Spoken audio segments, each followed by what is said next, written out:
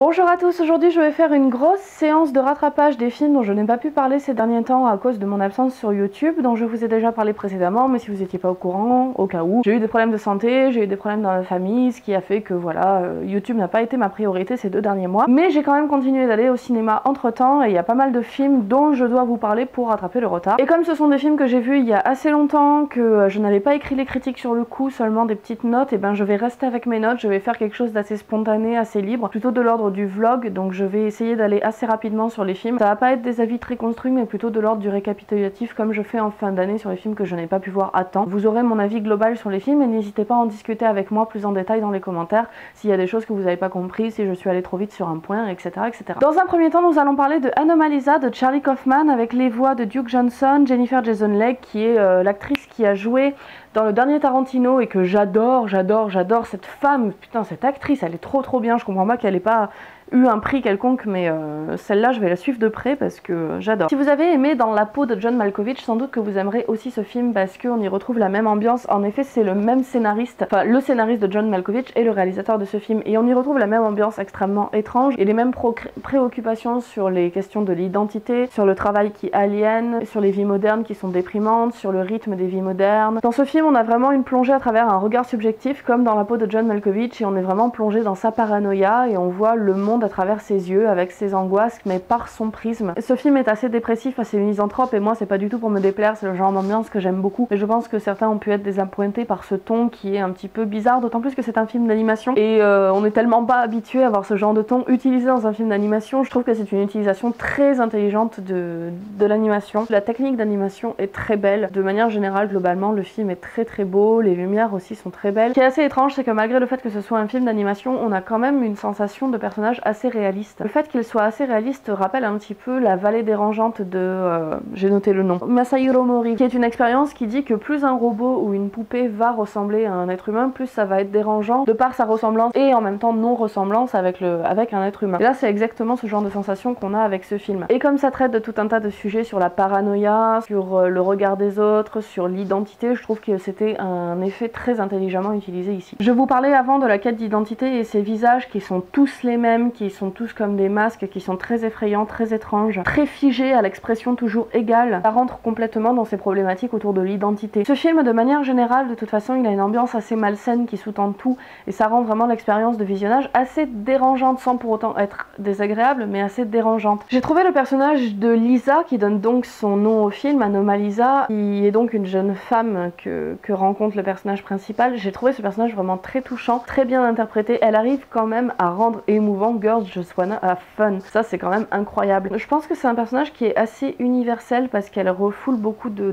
peur dans la société, la peur de pas être aimée, la peur de ne jamais bien faire les choses, la peur de se sentir rejetée, et c'est vraiment un très beau personnage qui parle très bien de ces sujets-là. Le personnage de Michael Stone, qui est donc le personnage principal, il est aussi assez bien écrit et il reste très émouvant malgré le fait qu'il soit assez froid, assez antipathique. Le fait qu'on voit tout à travers ses yeux, ça permet vraiment de nous mettre à sa place, de voir son quotidien et de voir l'enfer qu'il vit au quotidien. Et ça permet aussi de relativiser par rapport aux personnes qu'on peut connaître autour de nous et de se dire si vraiment il y a des gens qui vivent ça au quotidien, la vie est un enfer, et juste d'essayer de montrer un petit peu d'empathie envers les personnes qui ne voient pas les choses comme nous. D'ailleurs, pendant tout le film, je me suis quand même demandé, est-ce que le personnage de Michael Stone est juste, entre gros guillemets, est juste dépressif, ou est-ce que c'est vraiment qu'il a un trouble plus profond, vous savez, le trouble qu'a Brad Pitt et qui fait qu'il n'arrive pas à reconnaître les identités. Bref, je sais pas s'il y avait quelque chose de plus grave ou si c'était de la dépression. Il y a quand même un petit regret avec ce film, c'est que j'ai pas pu m'empêcher en sortant de la salle de me dire qu'il terminait là où il aurait pu commencer, parce que il commençait vraiment à poser des questions, des bases, de nouveaux fondements qui en fait n'ont pas été du tout amorcés et qui se terminent un petit peu en queue de poisson. On aurait bien aimé avoir la suite. En plus, au final, il se passe assez peu de choses dans ce film de par son rythme très lent, de par le fait que ça pose vraiment les actions, que ça prend du temps. Donc voilà, j'aurais bien aimé que ça aille un petit peu plus loin à ce niveau-là. Pour moi, ce film, il correspond vraiment à une phrase de Baudelaire qui disait « Le beau est toujours bizarre », et pour moi, ce film, c'est exactement ça. Il est étrange, il est malsain, il est bizarre, l'animation est gênante par moments, on sait pas si on est mal à l'aise, si on doit rire, si on doit pleurer. C'est vraiment une expérience cinématographique très intéressante, c'est un film qui est réussi, qui a de très bons enjeux. C'est vraiment un très grand film, je trouve, de 2016. Ensuite, j'aimerais parler de Ave César des frères Cohen, qui, assez bizarrement, s'est pris une espèce de tollé sur internet, et j'ai pas trop compris pourquoi, parce qu'il a eu énormément de critiques négatives qui disaient ce n'est pas le meilleur des Coen. Je pense qu'on est tous d'accord là-dessus pour dire que c'est clairement pas le meilleur des Coen. Mais si on le prend en tant que film à part, on essaye de le juger en tant que film à part, c'est quand même un très bon film. Je vois pas pourquoi il s'est pris autant de tollés négatifs, sachant que non seulement c'est un Coen correct, voire même un bon Coen, mais en plus en tant que film, il vaut en tant que très bon film. Si vous êtes habitué à la patte des frères Coen, voilà, c'est un film des frères Coen, c'est-à-dire que vous allez rire du début à la fin, c'est complètement absurde, complètement barré, il y a des idées qui sont absolument géniales. Pour vous dire juste un truc, moi c'est ça qui m'a marqué et à chaque fois je vends le film aux gens en leur disant ça. On a quand même une scène dans ce film où il y a Brad Pitt qui est déguisé en romain qui se fait kidnapper par des communistes dont le chien s'appelle Engel et qui ensuite vont bouffer en plus des petits sandwichs triangles dans un salon. Mais ça... Mais voilà, il m'en faut pas plus quoi. J'adore la créativité des frères Coen à ce niveau-là. Leur capacité à créer de l'absurde dans toute situation, à vraiment être inventif, imaginatif, réussir à se renouveler tout le temps. Ave César, c'est quand même un film qui a un méta-message, qui parle beaucoup du monde du cinéma. Et c'est un film qui se sert du cinéma des années 50 pour porter un regard sur les films qui sont produits aujourd'hui. Il y a plein de références à plein de films de cette époque-là. Si vous êtes un amateur, vous allez trouver, il y a plein de références au péplum de cette époque-là, aux comédies musicales, aux films de genre, les films noirs. C'est un film qui est bon à voir et à revoir à plusieurs fois puisqu'il y a une lecture à plusieurs niveaux qui est très intéressante. C'est un film qui est très intelligemment fait, qui est très intelligemment fourni et qui est très intelligemment référencé et documenté. C'est jamais de la référence qui est là gratuite pour dire oh regardez je suis trop intelligent, je fais un métafilm. Le jeu d'acteur du début à la fin est absolument parfait et pour nous petits Frenchies, est-ce que ça fait pas du bien de voir Christophe Lambert pour une fois avoir certes un tout petit rôle nullissime et minuscule, mais avoir un rôle pour le fois dans lequel il n'est ni ridicule et dans lequel il joue bien. Ça fait du bien Lambert, fais-nous des bons trucs, ça fait du bien de te voir dans ce genre de projet. Le personnage de Scarlett Johansson, je trouve qu'ils sont... Voilà, les frères Coen, ils sont couillus, quoi. C'est ça, moi, qui me plaît. C'est qu'ils ont vraiment une morgue. Ils prennent Scarlett Johansson, l'actrice la plus sexy d'Hollywood, et ils la font jouer une espèce de connasse revêche, une espèce de grosse pétasse qui parle mal, qui dénature complètement son personnage. Ouais, je trouve qu'ils font des choix vraiment qui sont encore intéressants. Peut-être certains trouvent qu'ils s'empâtent un peu dans leur style, justement dans ce côté absurde, humoristique, qu'ils en font peut-être trop. Moi, je trouve que dans ce film, Ave César, ils ont vraiment réussi à trouver une justesse qu'ils n'ont pas forcément toujours. Je trouve, les frères Coen, par moments, ils ont tendance un peu à se caricaturer eux-mêmes. Je trouve que dans Ave César, c'est pas du tout le cas. Enfin bref, Ave César, je vous le recommande grandement parce que c'est vraiment un film qui fait rire du début à la fin, mais qui fait rire de manière très intelligente. C'est un film qui est beau, qui est foisonnant, qui est généreux, qui est référencé, qui est très intelligent dans sa mise en scène. J'ai pas le temps de tout développer, mais il y a plein d'idées, notamment au début du film. On ouvre le film comme si, en fait, on était en train de regarder le film qui était en train de se tourner, c'est-à-dire Ave César. D'ailleurs, le titre porte à confusion, puisque Ave César, c'est à la fois le titre du film des frères Coen et le titre du film qui est en train de se tourner. C'est génial, vraiment, j'ai pas d'autres termes, c'est génial. Je vous conseille vraiment de regarder ce film, ne vous laissez pas trop avoir par les critiques trop négatives. Peut-être que si vous êtes un aficionado des frères Coen, peut-être que ça va vous lasser, je ne sais pas. Ça reste vraiment un bon film, un film intelligent où on rit, vraiment, voilà, un excellent film, quoi. J'ai trop rien à dire dessus. Alors, parlons du sujet qui va faire polémique, The Revenant de Iñárritu. Après Christopher Nolan, un de mes réalisateurs préférés dont je n'ai pas aimé Interstellar. Après Tarantino, un de mes réalisateurs préférés dont je n'ai pas aimé The Hateful Eight. C'est au tour de Iñárritu, un de mes réalisateurs préférés dont je n'ai pas aimé The Revenant, comme on dit jamais 203. Donc The Revenant, c'est un film que j'ai trouvé très difficile à aborder dans le sens où je pense que c'est vraiment un film qui est objectivement réussi. Je pense que les objectifs de Iñárritu sont clairs, je pense que les objectifs de Iñárritu sont réussis. Un film qui soit très frontal, très brutal, un film premier degré, sans subtilité, qui est très violent, qui montre la rudesse de la vie, qui montre la vengeance à l'état brut, qui fait retourner l'homme à un état animal, un état sauvage. On a plein de plans de communion de l'homme et de la nature. Enfin, les objectifs de ce film sont réussis, les objectifs de Iñárritu sont réussis. Après, tout avec ce film est une question, j'ai presque envie de dire, de subjectivité et d'attente de ce qu'on a du cinéma. Moi, personnellement, les films qui me parlent, ce sont les films où le sentiment prime, où la sensation prime. J'aime les films qui s'adressent avant tout à mon cœur, qui s'adressent à mes tripes. J'aime les films où il y a plusieurs strates de lecture, où on n'est pas dans du premier degré. J'aime les films où il y a du sous-entendu. J'aime les films subtils. The Revenant n'a rien de tout ça. C'est pas un film subtil, c'est pas un film où il y a plusieurs strates de lecture. C'est un film, voilà, comme je vous l'ai dit, qui est très brut, qui est très premier degré. C'est son but, c'est pas... Je peux même pas dire que ce soit un défaut, c'est juste moi, voilà, en tant que spectatrice, qui ne suis pas rentrée là-dedans. Après, il y a quand même des choses qui m'ont plu dans ce film, que j'ai trouvé remarquables. La photographie est sublime, et quand on sait les conditions dans lesquelles ils ont tourné, c'est-à-dire que Iñárritu se levait très tôt le matin pour avoir cette heure entre chien et loup, enfin... Entre chien et loup, c'est plutôt pour le soir, c'est plutôt...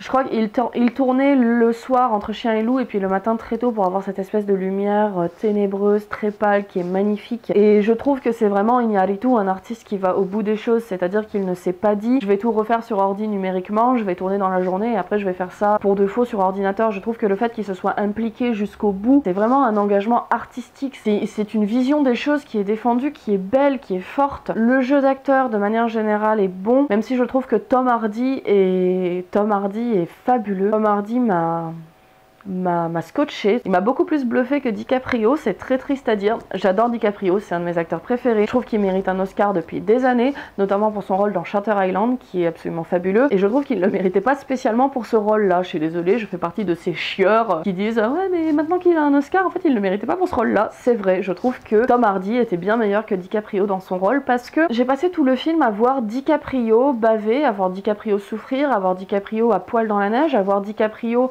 jouer dans des conditions climatiques extrêmes, mais j'ai vu DiCaprio. J'ai pas vu un personnage qu'il incarnait. Alors après, son rôle était difficile parce qu'il y a très peu de dialogue, il est quand même très souvent tout seul, il est pas confronté à l'altérité très souvent. J'avais plus l'impression de voir DiCaprio faire des exploits que voir un acteur incarner un personnage en fait. Après, je pense que malgré la subjectivité dont je vous ai parlé tout à l'heure, il y a quand même des défauts dans ce film, notamment le fait que c'est très bien de vouloir parler de la vengeance, de vouloir parler des choses de manière crue, de ne pas se cacher derrière des métaphores, etc. Pourquoi pas, c'est un point de vue. Mais je trouve qu'il y a une différence entre parler des choses de manière crue et de manière frontale et tomber dans une espèce de violente assez gratuite et même vulgaire. En fait, je trouve qu'à force d'avoir de la violence tout du long du film et de l'avoir tout le temps, enfin d'avoir les choses qui ne nous sont pas épargnées, etc., on perd un aspect coup de poing. Je pense que c'est aussi ça qui m'a manqué dans ce film, c'est que je trouvais qu'il n'y avait pas d'impact en fait. Ben ouais, on voit des gens crever, on voit des gens mourir, on voit des gens souffrir, mais à aucun moment je trouve que ça ne nous implique émotionnellement dans ce qui se passe. Du coup, ça me fait plus sortir du film qu'autre chose, parce que j'ai conscience que je suis en train de regarder des acteurs qui font semblant que, si jamais j'ai pas la part de rythme qui fait qu'il y a des moments qui vont être un peu plus mis en valeur, qu'il y a des moments qui vont gagner en puissance et d'autres qui vont être un peu atténués. Je sais pas, ça me laisse de marbre quoi, ça me laisse complètement froide. D'autant plus que le film est assez étrange puisqu'il se veut très réaliste et en même temps par moments il fait des choix de mise en scène et des choix de propos qui ne collent pas du tout à cette ambiance réaliste. C'est-à-dire, par exemple, lorsque les acteurs sont très près de la caméra, il y a de la buée sur la lentille qui se forme. Pourquoi ? Si vous aviez choisi de faire un film 100% réaliste, il faut enlever la buée. Donc il y a des passages oniriques, très beaux, avec de la musique, quelque chose de très lent qui se passe, qui ne colle pas du tout à l'ambiance très crue. Faut faire en sorte que la caméra disparaisse. Or là, le fait de nous faire cette espèce de brisure du quatrième mur, volontaire ou involontaire, s'il l'a laissé c'est forcément volontaire, ça nous ramène encore plus au fait qu'on est en train de juste regarder des acteurs souffrir pendant 2 heures quoi. En fait, j'ai pas trouvé ce film très intéressant. C'est un film qui parle de la vengeance et la morale de fin, c'est dire que la vengeance c'est vain et que l'homme devrait reconsidérer dans sa place avec la nature et devrait apprendre la modestie et devrait apprendre en gros la vanité qu'il a et se redevenir modeste. Justement, quand tu fais un film où le but c'est de dire que toute la quête du personnage principal elle est vaine, donc en fait tout ce qu'on a vu ça sert à rien, je trouve que du coup tout le film en devient vain. Et c'est un peu l'effet que m'a fait le film parce qu'en fait je suis sortie de là, je me suis dit ben c'est cool, j'ai vu des très belles images, j'ai vu des gens bien jouer, j'ai vu un mec qui est allé au bout de ses idées, un engagement artistique, tout ça. Voilà, après qu'est-ce que ça m'a apporté personnellement? Est-ce que ça a changé ma vision des choses? Est-ce que ça m'a apporté des trucs? Est-ce que ça a été du divertissement? Même pas, c'est même pas de cet ordre-là, enfin vraiment ça m'a laissé indifférente. Ça fait quand même 2 fois que ça me fait ça avec des films de Iñárritu, lui qui est quand même un réalisateur que j'ai admiré pendant des années et j'aime pas trop la nouvelle patte de Iñárritu. Enfin bon voilà, pour conclure, ce film m'a laissé un peu indifférente, j'ai pas trop compris toute la hype qu'il y a autour. Je trouve que c'est un film qui est réussi mais dont je trouve la réussite peu importante parce que le film fait tout durant tout le long du film pour détruire ses propres enjeux. Voilà, The Revenant c'est Pas un gros coup de cœur quoi. Alors passons à un registre totalement différent et beaucoup plus positif. Parlons de Zootopie, le dernier film de Disney. Alors ces derniers temps j'étais assez fâchée avec Disney. En fait depuis Réponse ils ont pas fait de Disney qui m'a vraiment marqué, où je me suis dit waouh, c'est ce que je viens de voir est fabuleux. Parce que même le Big Hero 6 que j'avais vu l'année dernière qui était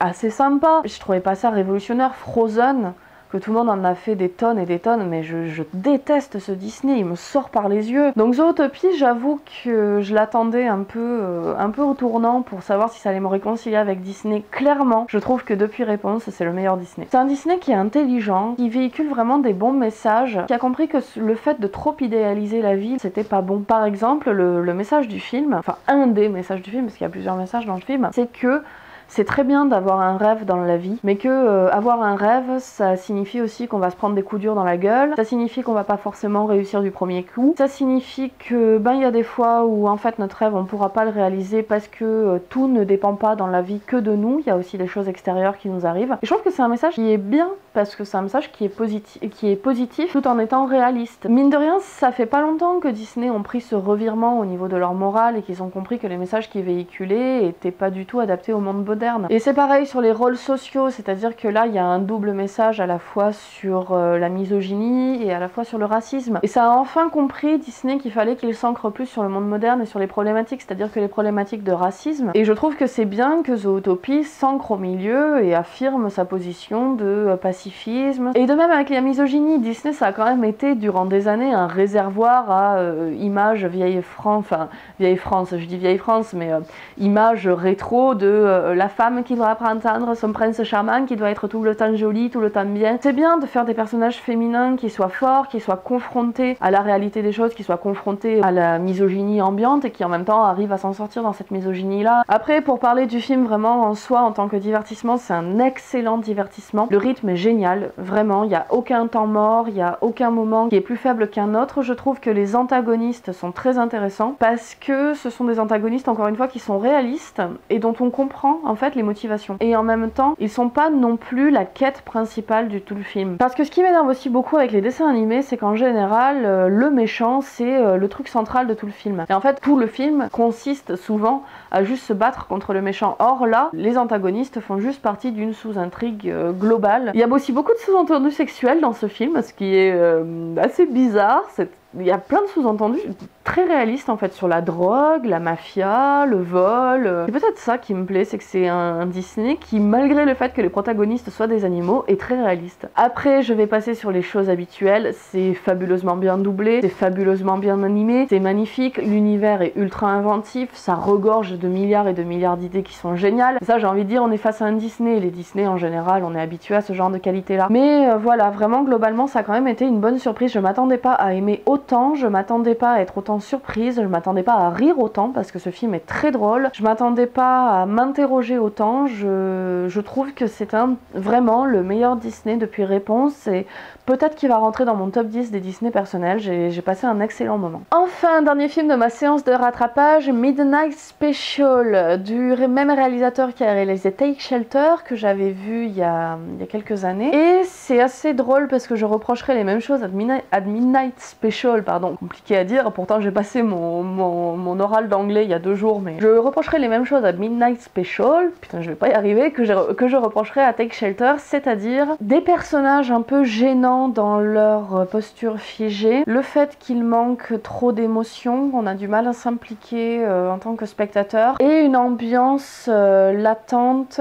de lenteur, de torpeur, voilà, de torpeur, qui est assez bizarre et qui fait que du coup les scènes d'action ont du mal à être rythmées parce que de manière générale le film va beaucoup trop lentement pour ces scènes d'action qui surgissent trop brusquement. Alors quand je vois les gens qui disent Midnight Special c'est la révélation, ce mec c'est le nouveau Steven Spielberg, j'irai pas jusque là. Il y a des idées qui sont très intéressantes, notamment visuellement, le film est assez beau, il a une photographie très soignée, une bande son en plus qui est absolument magnifique et qui donne un aspect très onirique à ce film qui, doublé avec sa lenteur de rythme, donne quelque chose de contemplatif, d'assez doux, de l'ordre de la torpeur torpeur vraiment, mais c'est pas négatif hein, comme terme la torpeur, c'est vraiment, on a l'impression d'être dans un rêve un peu, et ça correspond tout à fait à cette ambiance de science-fiction, du fait que quelque chose d'anormal vient troubler le quotidien comme dans un rêve. Donc je trouve qu'il y a quelque chose comme ça de très réussi au niveau de l'ambiance. Après j'irai pas jusqu'à dire que c'est le nouveau Spielberg non plus, parce qu'il y a quand même des codes très récurrents et des clichés qui sont pas novateurs et qui ont fait que Midnight Special pour moi il est pas révolutionnaire. En fait tout l'enjeu du film consiste à ramener l'enfant à son peuple, mais au final toutes les péripéties qu'ils vont vivre entre, les courses poursuites, les scientifiques qui leur courent après, les tests scientifiques, tout ça ce sont